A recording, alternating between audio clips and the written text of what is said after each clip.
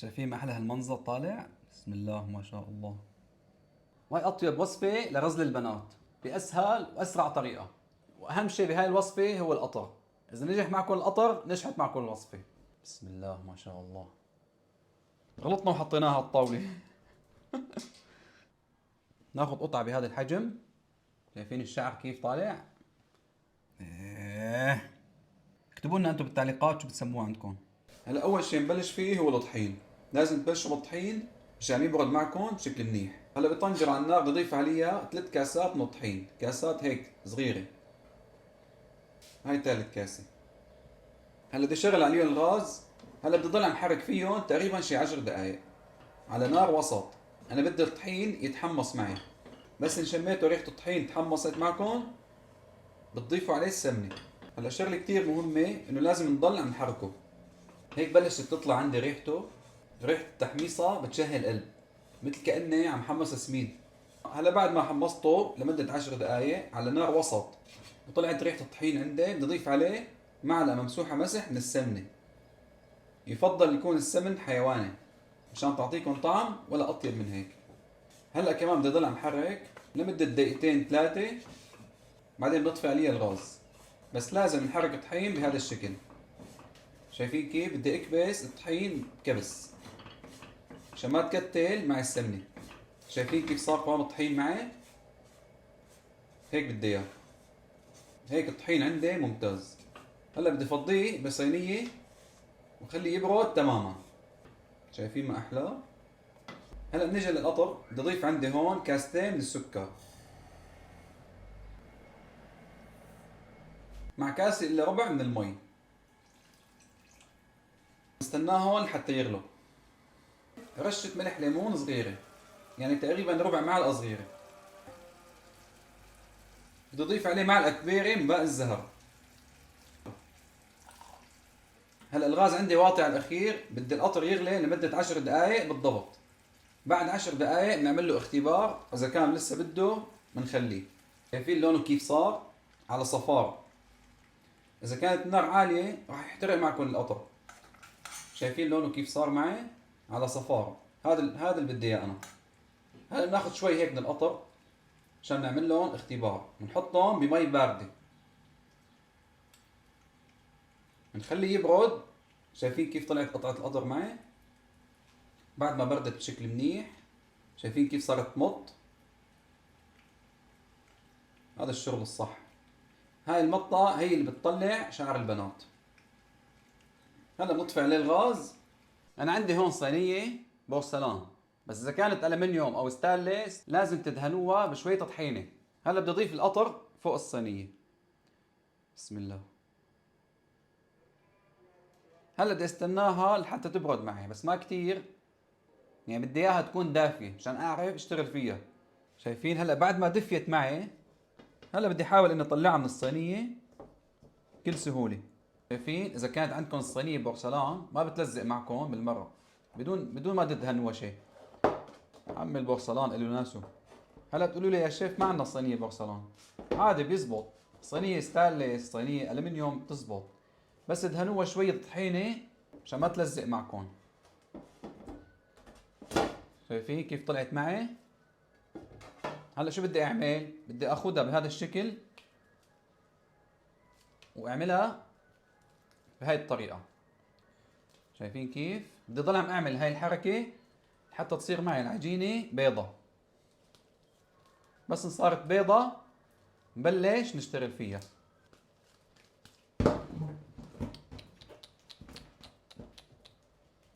غلطنا وحطيناها على الطاولة. شو الغلطة هاي؟ لا تغلطوا مثلي، خلوها على ايدكم احسن. حطينا عليها فاين لانه ما خرج هلا ننظفها، لانه هاي لازم نشتغل فيها وهي سخنة، هي دافية. اذا بردت راح تعذبكم بالشغل. شايفين كيف صار لونها؟ ابيض مثل الثلج. هيك بدي اياها. هلا بنفتحها هيك بالنص. وشو بدي اجيب هلا؟ بدي اجيب الطحين اللي عملته اول مرحلة، بنفردها بهذا الشكل وبنحطها بالطحين. بدي رش عليها شوية طحين واكبسها بهذا الشكل. شايفين كيف صارت معي؟ لا تقولي لي ما بتزبط، بتزبط معكم، بس بدها شوية شغل. بدي احط طحين وكبيس على كل جهة بهذا الشكل. بدي لفها بهذا الشكل، شايفين؟ بدي لف هاي هيك واخدها، شايفين؟ برجع بحط عليها طحين، بس ديروا بالكم ما تمطوها كتير مشان ما تنقطع معكم. نرجع بنفتلها بهذا الشكل، شايفين؟ ولا احلى من هيك. ونحط لها طحين وبنضغط عليها.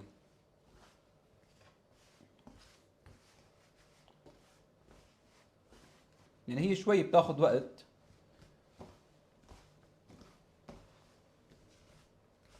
بس تستاهل هذا الوقت. شايفين كيف صارت معي؟ هلا بنرجع بنعملها هيك وبنفتلها. بنرجع بنحط لها طحين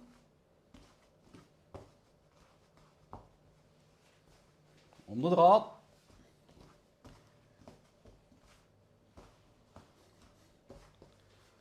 عليها بهذا الشكل. ما لازم تشدوها كتير مشان ما تنقطع معكم.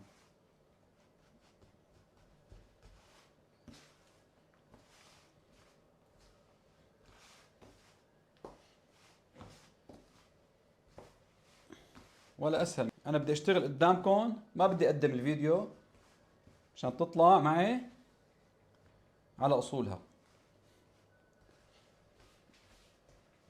وما تقولوا لي يا شيف ما زبطت معنا. ها، شغلها كثير سهل.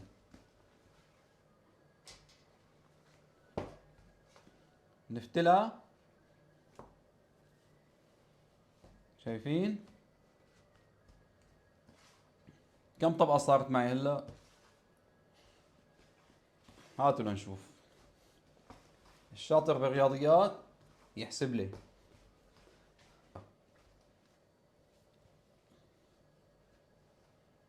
بلشت تشعر معي.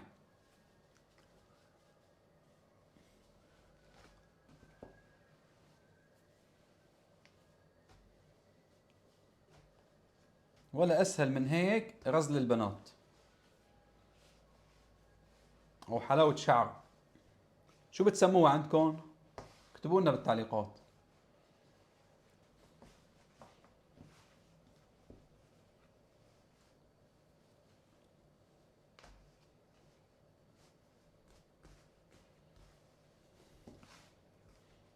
وقد ما فيكم حطوا طحين، لانه الطحين هذا فيه سمنة، هو اللي بيجيب طعمتها. شايفين ما احلاها طلعت؟ لساتها خشنة، فلازم نرققها بشكل كتير منيح. كل ما كترتوا طحين عليها كل ما مطيت اكثر. في ناس كتير بتستصعبها، ليكم اسهلها. شايفين ما احلاها طلعت؟ ايه، يا هيك رزل البنات يا اما بلا. هاي الطريقة الصحيحة لتعملوا فيها رزل البنات.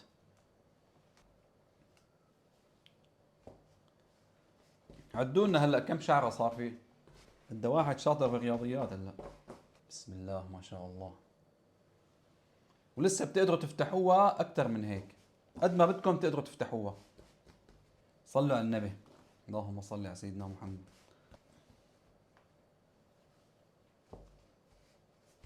يعني تقريبا صارت شي 70 80 ألف طبقة، ولا أكثر ولا أقل، الله أعلم. شايفين ما أحلاها طالعة؟ بسم الله ما شاء الله. هلا بدي أقطعها بالنص من هون.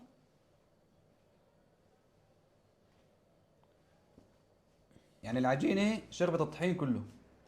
هلا بدي استناها شوي تبرد معي لأنه لسه دافية. بدي إياها شوي تبرد معي بعدين بقطعها. هلا بدي أقطعها قطعة صغيرة. ناخذ قطعة بهذا الحجم. شايفين الشعر كيف طالع؟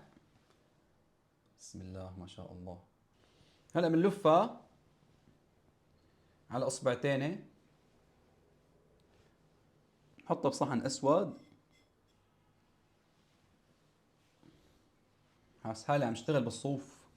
شايفين كيف طلعوا معي ولا احلى من هيك. هلا بنحط لهم شويه فستق حلبة مبشور. اطيب وصفه لغزل البنات. شوفوا المنظر ما احلى طالع.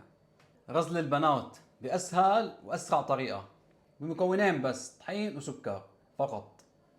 شايفين قوامهم احلى طالع؟ بسم الله ما شاء الله. خيوط ارق من الشعره. تابعوا الفيديو خطوه بخطوه لتنجح معكم بهاي الطريقه. مثل ما قلنا لكم القطر لازم تحطوه على غاز واطي.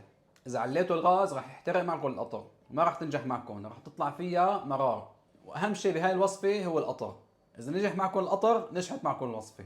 جربوها واعطونا رايكم بالتعليقات، وشاركوا الفيديو لاكبر عدد من الناس حتى يستفادوا من هاي الوصفه. السلام عليكم.